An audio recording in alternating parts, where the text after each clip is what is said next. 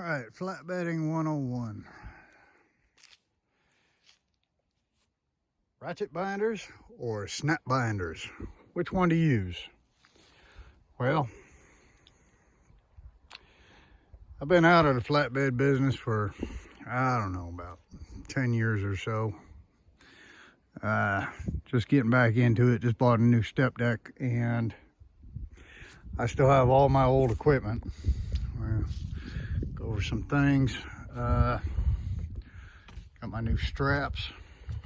We got 10. We got a step deck, so we got 10 4" by 30. One box of 21" straps, which we'll get another box here pretty soon. Tarps are up on the, they're ready to be hauled to the truck. They're sitting on the car. Ratchet binders. Ratchet binders require a lot of maintenance. That's what sucks about them. They are long. Sometimes they don't reach, or they reach, but they're too long. You got to use snap binders. The threads get rusted up. The ends fall out. While they may be quick and simple and easy to use, they are a pain in the ass. Not gonna lie. I just grabbed all, but they're expensive. These are all, what, $50 to $70 a piece. And I drug them out. They've been sitting about 5 years. I think 5 years or so. And we got them out. We had to break all the threads loose and wire wheel them down. You know, grease them up. We got a silicone lubricant in them right now. We use PB Blaster to get them loose. Now we got the silicone lubricant in them. Next thing I'll do is I'll put grease on the threads, get them all loosened up. They're great for, you know, certain purposes, but they are a pain in the ass maintenance wise. Now, if you want to get into flatbedding and you've got your chains and you're thinking about binders, you know, snap binders are like $23 a piece. There's one tarp right there. There's another new tarp we got right there. That's 28 foot, 8 foot drop. That'll cover everything for now. We're getting back into it. Been a long time since I've been in flatbed. There's the 84 Pete, of course. You know Stella. If you ever watched my videos before, you know Stella. We got Olga out there that we're running. But the snap binders, I would recommend the snap binders to anybody to start off.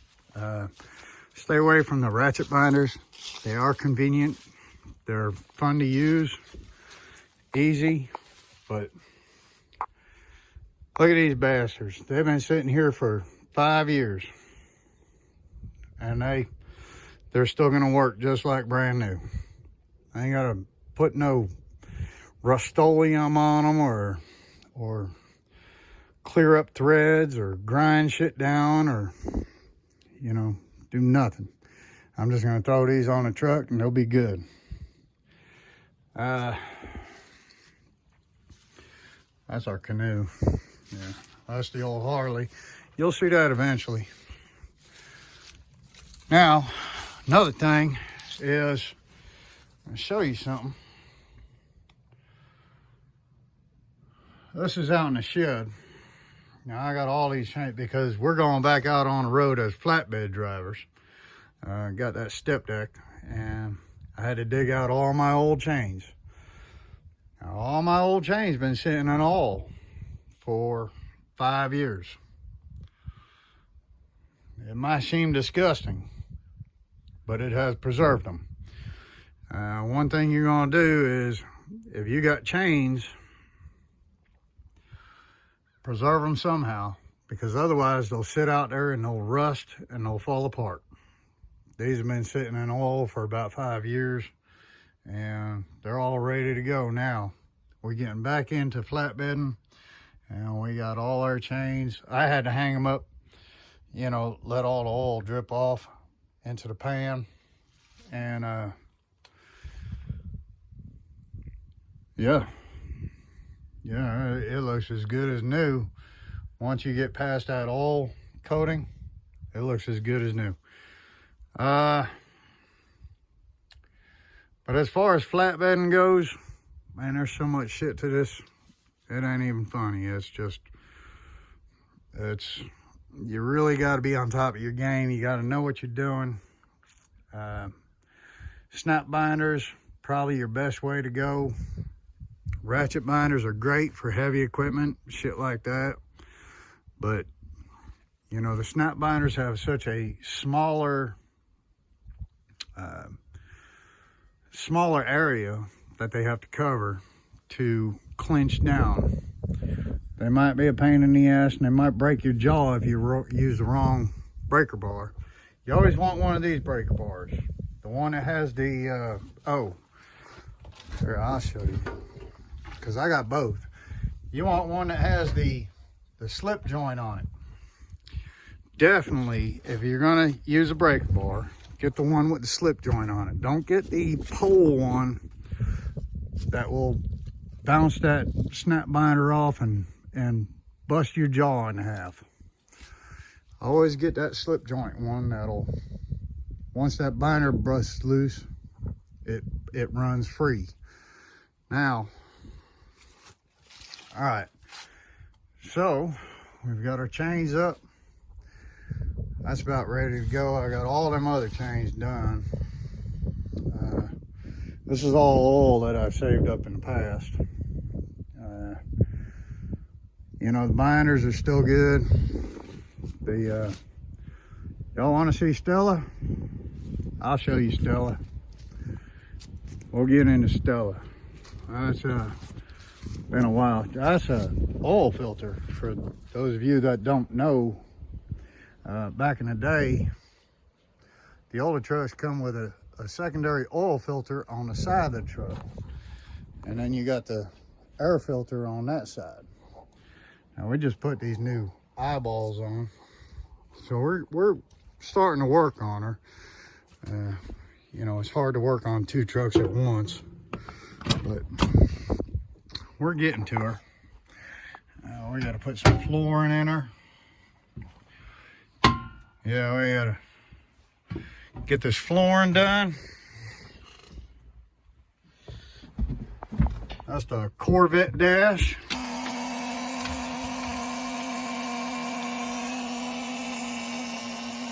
There's the passenger side. Yeah. We're getting her ready. Let me see. We're in neutral. Alright, now it's been a long time since she's been started, so give me a break. Oh my lord. Look at her go. Oh shit. We're just gonna start right up like that. Well, that's nice. Yeah, that's an old big cam 400 Cummins.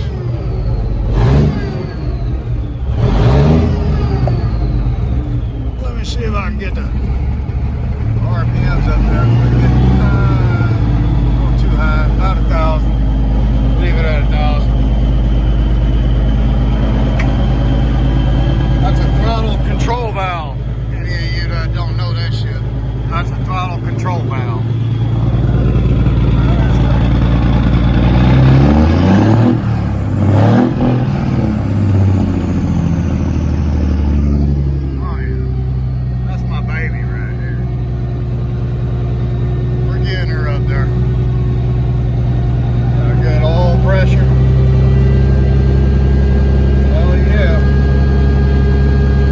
Amps,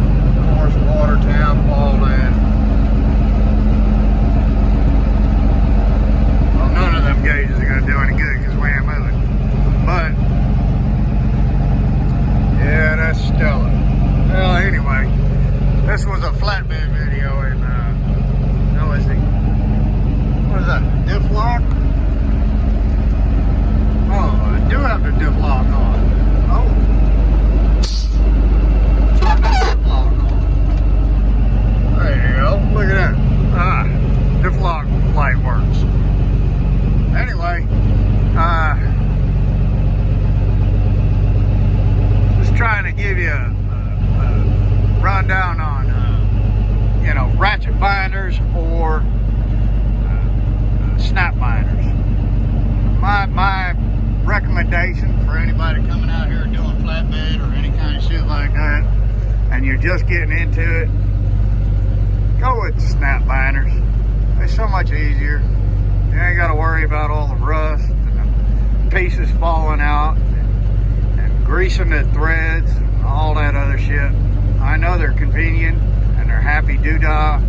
Unless you're running some kind of track equipment where you can run the ratchet binder from the edge of the frame to the inside of the track, I don't recommend it.